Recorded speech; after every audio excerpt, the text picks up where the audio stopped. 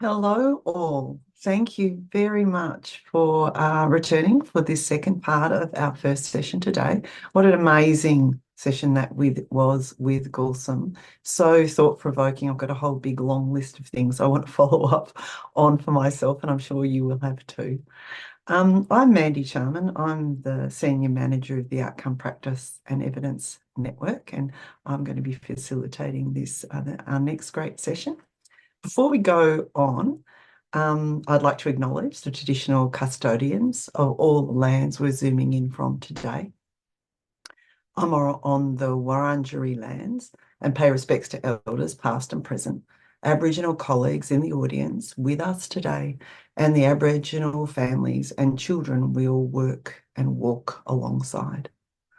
It is a lovely sunny day here in Macedon, and I'm hoping everyone else has got a nice morning and afternoon planned with us. Okay, just on to a little bit of housekeeping. We will have a series of 3 presentations with Q&A following those presentations.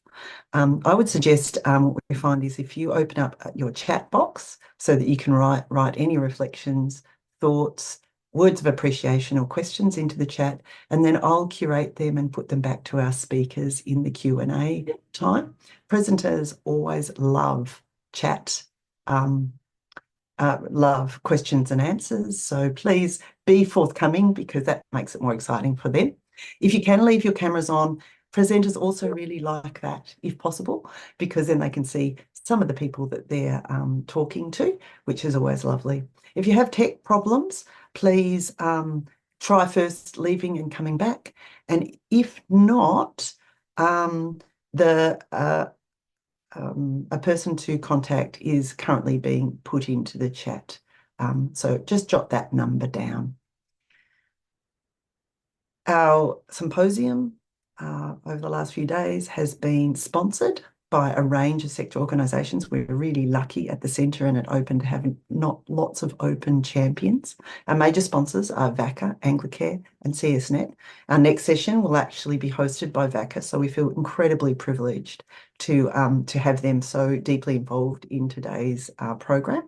And other sponsors are Berry Street Impact Initiative and WCIG. Okay, on to our session. We will be joined today by Katrina, Aabryn from Yooralla and Anne Welfare from Anglicare, who will be presenting their talk, Aspire to be Better, Support for Children in Care with a Disability, such an important topic I can't wait to hear. And followed by Brona Walsh from McKillop Family Services, who will be providing insights from their work, strengthening outcomes through animal-assisted education and collaboration across sectors, both fabulous and interesting. Okay, the first session, Aspire to be Better, Support for Children in Care with Disability. Katrina is a registered psychologist and behavioural support practitioner from Yooralla, who has worked in the disability space for 5+ years. She's developed a special interest in working with young people within the out-of-home care sector. And Anne is a statewide principal practitioner from Anglicare Victoria. She's a clinical psychologist and clinical family therapist. She's worked for more than 30 years as a lecturer and as a family therapist at the Bovary Centre Victorian Mental Health Clinic, and developed clinical interventions for family sexual abuse. She's been a principal practitioner for child protection for 5 years and then moved to statewide principal practitioner with Anglicare for more than 8 years, a long history. It's my pleasure to welcome to Katrina and Anne. Over to you. Thanks, Mandy. Thanks. And thanks again for your acknowledgement as well. I'm going to just share my screen so you can hopefully all see that. Great. And I just need to move this. Sorry. If you just go to slideshow, yeah. Yeah, perfect. There we go. Perfect. So as Mandy mentioned, Anne and I are here to talk about, we're very excited to share, I guess, the work that we've been doing in this space. So the program is called Aspire to Be, Better Support for Children in Care with a Disability, and it's a collaboration, so a collaboration between Yooralla and Anglicare Victoria. So for those of you who don't know Yooralla or might not know what we do, so we're a disability service. We're one of the oldest disability support services in Victoria. We've been around for over 100 years. And I guess our purpose and our motivator is to support people with disability to live the life that they choose. We have really strong values around supporting people with disability, putting them first. So I guess nothing about us without us is one of the little mottos that we have for all of the people that we support. We work really closely as a team, and we speak up, which has been a big part of, I guess, our organisation's growth over the time. And Anne will, most of you probably know about Anglicare Victoria and the fantastic work that they do, but I'll get Anne to talk a little bit about that as well. Hello, everybody, and really lovely to see some familiar faces before when all the faces were up. It is a joy to be able to talk to you about this really small but incredibly innovative and powerful program. But yeah, Anglicare Victoria is, we're the largest providers of out-of-home care for children and young people in the state. And we provide many alternative types of homes for children to live in that may not involve their families, to ensure that they're safe and nurtured. So we work to find solutions for children in need. What we often do is begin to notice themes and actually put a lot of work in that. So it might be themes of a lot of kids with sexually harmful behaviour, and we'll put a lot of work into making some changes in relation to that.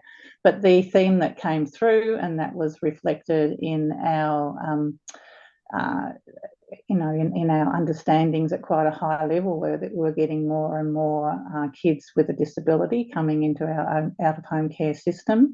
And we also, there was sort of a bit of a bumpiness, if you like, between how we manage them in relation to NDIS, where NDIS wasn't often there at all, and sometimes if they were there, they somehow weren't able to be collaborative with the rest of our systems, with Child Protection and Anglicare Victoria. So that was, so that's who we are. I'm jumping. I'm sorry, Katrina. I do this a lot. I start jumping, through instead of going through it logically. But yes, so that's who Anglicare is. And we'll go on to the next one, which was our partnership. Do you want me? Will I talk about our partnership? Yeah, maybe. Do you want to tell how it started? Yeah. Okay. So we had this knowledge that we in Anglicare, that we had these kids that we were really struggling with, and as we understand it, so did Yooralla. They were actually recognising that a lot of kids were missing out on the National Disability Insurance Scheme for various reasons. Quite often, as we know, it's kids have been so chronically neglected, they've just slipped through the system, and they suddenly land in our systems, and there's just nothing in place for them, and they've missed some of that really early intervention. So the thing that was really interesting was that our two CEOs are mates, and they just went and shared a cup of coffee and had a yarn about this big problem we had. And then they're both creative souls, and they just suddenly said, hey, why don't we collaborate and join forces and see whether we can do something about this? And so it was that they did. We I think initially got some funding.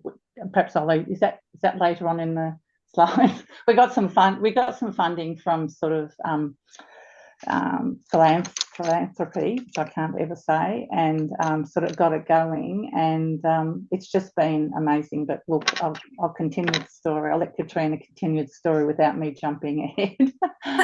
Yeah. No, that's great. Yeah. And it was born out of the idea that both organisations recognised that we had, we have specialty in disability, Anglicare has specialty in out-of-home care, but there's, I guess, a bit of a missing bridge in how to bring those two together. And this partnership is based on that, bringing our two, I guess, knowledge bases together to see what we can do to change the trajectories of some of our young kids in out-of-home care with a disability. So why is it important? I guess, you know, what we know, and I guess as we've worked on the partnership, and what we found out is that just the number of young kids that are in out-of-home care with a disability is disproportionately higher than the general population. You know, we look at 10% of kids between the ages of 5 and 9 having a disability, and we know that, you know, that a couple of the surveys that have been done throughout the process. So Anglicare did a study earlier this year. They grabbed a cohort of, you know, 438 kids, 64 had a diagnosed or suspected disability, which is just huge.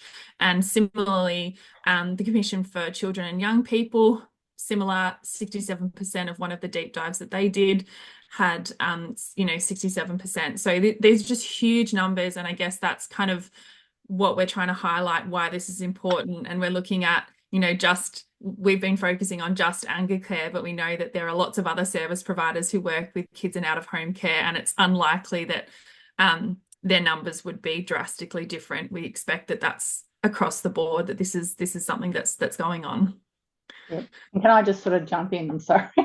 And I guess in a way, our goal, our hope for presenting this is that this might be a service that is opened up to the other NGOs who work in out-of-home care, because there's actually something that makes it work well when the people on the floor are involved in trying to do the work with the NDIS in particular, and also the assessments. So this is just our, you know, Anglicare's, this has just been happening for us. It hasn't been happening for other orgs, but I guess that's something.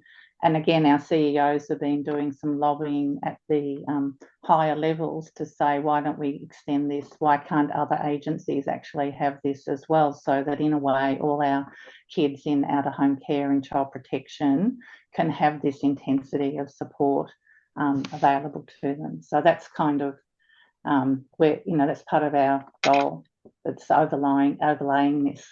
Yeah, sorry. No, that's great. Thanks, Annie. Yeah. And I guess one of the things, so if you think about number of kids with disability, but then we also know that there are kids that are missing out. And to Anne's point earlier, there may be lots of kids in that have diagnosed disability or suspected, but haven't got the right diagnostic paper, or haven't got the right information to be able to gain access to the NDIS, which means they're waiting a really long time. So on average, you know, 18 months to be able to access the scheme, and that's if they're eligible. And think about young people and their trajectory, and we know that early intervention, the better. For waiting, you know, 18 months, and then they've got to wait, you know, some kids are waiting, you know, 8 months, 12 months before they're actually engaged with, you know, providers like speechies, OTs, support workers, psychologists. You know, it's a really, really long time to be going without supports, and that the risks that we face, and maybe some of the things that we might do that aren't evidence informed for these young people, you know, what that does for their trajectory. So I think the other thing as well that we have been able to do, or one of the things that was concerning for Anglicare, was the number of kids who were 16, 17, so they're at the end, leaving care, not having diagnosis, not having supports in place. And, you know, there are real risks in terms of them ending up homeless, you know, not having the right supports in place, not being able to get, I mean, these are kids that are already vulnerable, that are already disadvantaged. And so we're just kind of perpetuating that disadvantage by not having the right support set up. And so that was one of the things that I guess was a bit of a focus for us when we came on board with the partnership. And we had some, I have to say, we've had some spectacular successes with very older kids, like 17 years and 9 months. And there's been like marathon, you know, work going on around the clock trying to get this through and push this through for these kids before they left our care. And we've had some really good successes with that, which I don't think would ever have happened if we hadn't had Yooralla on board with us to really use their understandings of the system to really push it through. Yeah. So the partnership's been begun in February 2022. So it's been going, and if we have a look, I guess the numbers, so we've funded for 1.2 full-time employment to run the trial for 12 months. And then we had a further 18-month contribution from DFFH. So really small kind of numbers, but not a big team. There was myself and a senior support coordinator. And we, I work part-time. So but what we did find is that we were able to support a large number of clients. We would have, and then we did a lot of secondary consultations. And so my colleague Tanya did a lot of work with the with case managers, with all of the staff at Anglicare to try and get the information, and also with child protection to get the right information to get our young people linked in with NDIS services as well. And so, and my role, I guess, is in behaviour support, is working with young kids with disability who have behaviours of concern. So that's kind of how it all started, and that's what we've been doing to date. And Anglicare have been lovely enough to continue the funding for us, so we can continue to work until June next year. And we're always hopeful, I guess, of being able to continue the support that we've been providing. And yeah, just I guess as a bit of a baseline, so far 60% of the clients have been based in residential care, and then we've had 40% in home-based care, so kinship care placements, foster placements as well. So these are some of the stats as of July, so they're kind of ever changing. But we had 108 young people supported. There was 57% that were not accessing the NDIS or had no support coordinator at the time of the referral. And we had 1 in 3 were that kind of risk age of 16 plus, where they were going to leave care with no supports. And even those that had support coordinators, often there were some dodgy ones, that there was quite a bit of work that we had to sort of do some shifting to try and get the young person involved with an agency that was actually proactive and not just taking the money and not doing any of the work. Yeah.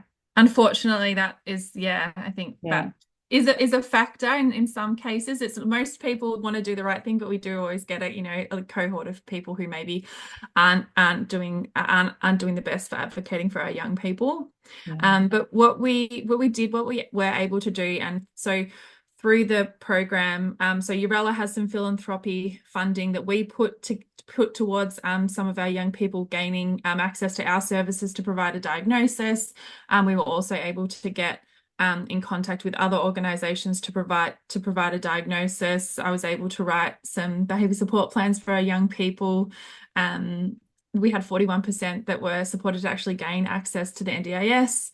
61% had additional health supports put in place. And then we had a huge amount of additional funding that was actually put into place once the program started. So we started to see, and I guess that's not the be all and it's not just about getting funding, but it's recognizing that, if these kids are needing supports and it's not because they don't have the expertise, and anyone who's got kids or relatives or knows someone involved in the NDIS, it can be quite a difficult system to navigate as a parent, or a support person. So if you just think about the pressure on some of our staff in this space, so it was a huge push in order to get some of these funds allocated and also get them utilised, because sometimes we would have young people with NDIS plans, but they weren't actually being used. No one knew how to access the funding, and that's, I guess, one of the systems thing with having multiple people and stakeholders involved is getting the right consents and whatnot, which we were able to support with and work through. I've just got a couple of case examples out of all the kids that we've supported that we thought might be nice to share. So Mark, which is not his real name. So he came into Anglicare's, he kind of came across Anglicare's radar. He'd been removed, he'd never been to school, he was very socially isolated, had quite extreme behaviours, and even due to his age, he was placed in resi care. So I was able to become involved. We prioritised behaviour support. Then we looked at how can we actually maintain the residential placement because there was risks of, because of his behaviours, getting moved again. He wasn't engaged, he'd never been to school. So, I was able to work really closely with the school to get him on a graduated primary school scheme. And then, through our philanthropy funds, we're actually able to get him, gain him a diagnosis, to then get him access to further support. And I guess the good news story is that he was able to transition to a therapeutic placement, and he's been really supported, and, kind of come leaps and bounds, different kid at the end of my sports. And that's kind of one of the nice things about the work that we get to do. He told me it was the best year of his life when we finished, when I had to kind of say goodbye as he moved into his therapeutic placement. So yeah, that was one of my favorite young people to kind of work with. But we've also had some others that my colleague worked closely with. So Taylor, 17, living in resi care, and had quite a high level of support that was required. So really quite demanding on the resi care workers, that we recognised this isn't going to be able to be sustained in something like a lead tenant, program. So rushed through, lots and lots of work went into trying to get new evidence. And then so once there was new evidence that my colleague was able to put together, they were able to be approved for supported independent living, which is, a tier of NDIS supports. And so they were able to actually successfully move into their own accommodation, which, definitely wouldn't have happened without NDIS supports. And then we had Maddie. So Maddie, like lots of our kids, came into resi care after a placement breakdown. And what happens with when we have changes of circumstances is that someone might get an NDIS plan when they're living at home, and then they move, and those supports are no longer, they're no longer meeting this young person's needs. So what we were able to do is to do an urgent review with NDIS. So Yooralla was able to support Anglicare and Child Protection to organise a kind of change of circumstances review with the NDIS.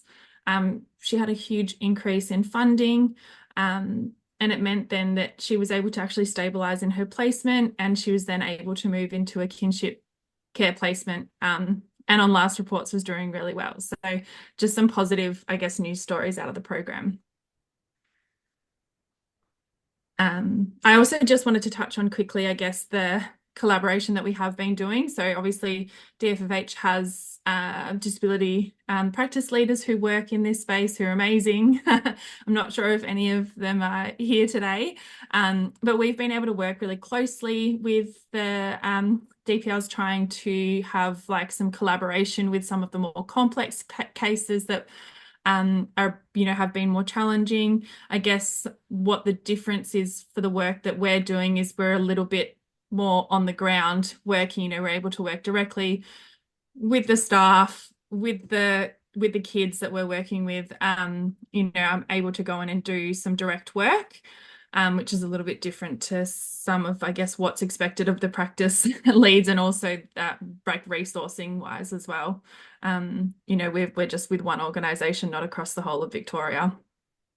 I don't know, Anne, if you wanted to add anything. Yeah, so the other element of it, so if you could think, oh well, look, if we just picked up these workers and put them into, I don't know, into the, underneath the practice leads, would that actually work as well? No, it wouldn't, because there's something about being on the ground actually uplifting our workers as well. So once our workers, our house coordinators, our team leaders in resi have gone through several processes, they suddenly understand what needs to be done, and it's kind of uplifts them. So sometimes they can actually work in a whole lot better. But also, I guess it's the nuances in each situation that becomes really important. So having that close connection with our Yooralla girls, with the house coordinators, etc. It just kind of enriches it and helps us to work a lot more efficiently.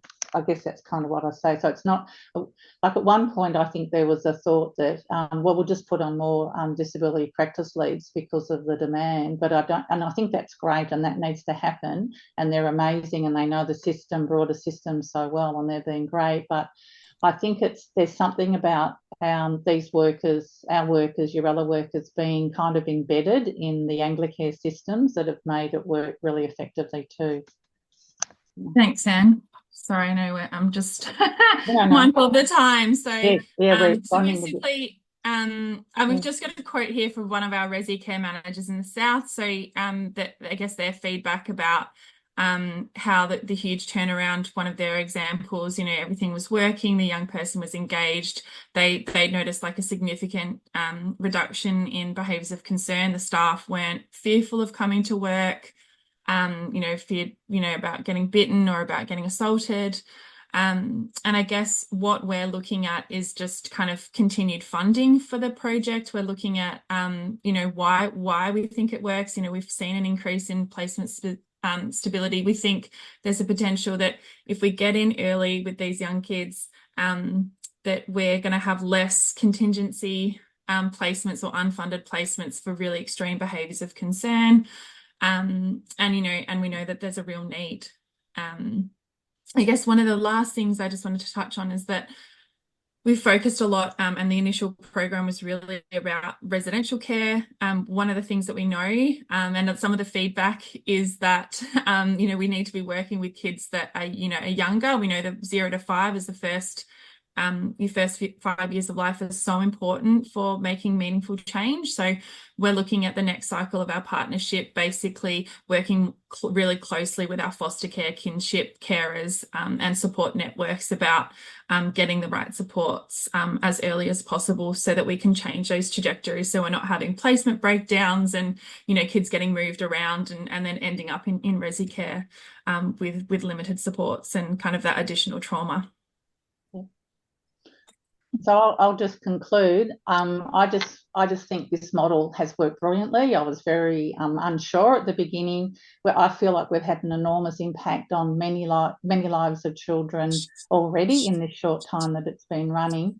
And as I said before, we really love this to be rolled out to other providers, not using Yooralla, using other really good quality providers, and just sort of point out the economic cost. You're looking at nearly $4 million was brought in NDIS funding, which in terms of the cost of $180,000 for our workers, to have our workers running, it's just a no-brainer as far as I'm concerned, in terms of we need to continue it. And particularly I guess the other thing is that the number of kids with a disability absolutely seem to be escalating at the moment coming into our system. That's another thing that is actually happening. So and I think that's it. That's it. Yeah. That's it. I don't know if we've got time for questions. We probably don't. I'm going to ask you one anyway. I just wanted to say you're getting a lot of engagement in the chat, a lot of people agreeing, saying this is the type of evidence we need to show the need, that it is so cost effective and so having cascading benefits. Staff retention in out-of-home care, better outcomes, better educational attainment. I mean, you go on and on and on. So perhaps we can share what's in the chat. We always write this up and we share this, but I suppose we might actually put out a bit of call. There's a couple of people in the chat that are talking about they'd like to talk to you, and so maybe we could convene a little bit of a discussion group following up on this session. I'm just putting that out on the table. Happy to. We'll talk. I'll talk to the cows come home about the program. So happy to. Yeah. Wonderful. We'll follow that up and share it with whoever's here today and see if there's more interest in that. Just an idea that crossed my head right now. If you had a magic wand, there's a lot of really significant questions, but I want to ask for, if you had a magic wand, what would you like to see across sectors to support children in care in relation to the issues that this initiative has taken? What would you want to see next? For me, oh, sorry. Yeah, you go first. I guess for me, I would like to see just better supports for the actual system to be able to understand and navigate the NDIS and have people like your go-tos who can actually help navigate, because it's just such a tricky space and a lot of people don't understand it, and there's a lot of roadblocks and people just give up or it kind of drops to the bottom. And so I think if we have subject matter experts like my colleague Tanya, like myself, who can help navigate, I think having people who understand disability and behaviours of concern is really valuable, because if we come with the right lens, then we can start to see how we increase quality of life for these young people, which we know reduces behaviours of concern just as a byproduct. So that would be my wish. Mm. And I guess it's a big ditto in relation to that, because really the NDIS is quite bewildering to all of us in child protection, I think. And so like just having this bridge to a service that understands it and understands the nuances is really important. But I guess the focus, we're hoping that we actually are going to have more time to put into the little ones, so the young children coming into the system, because if we can actually have interventions in earlier, that's going to make a big difference for these kids. So I guess that's just my hope. I mean, like we could always have a wish list and so we'll put on more people, but that's I think that's not possible for us. But and also just spreading it. I just feel at the moment our Anglicare kids are getting the benefit of this, but there's a whole lot of other kids in other services that would really benefit from a similar system. I really love that to happen. Yeah, absolutely. And you've hit the nail on the head in terms of the comments about organisations who might not have that capacity. The system's really difficult. So I promise we will put this forward as something maybe we could help convene. Okay.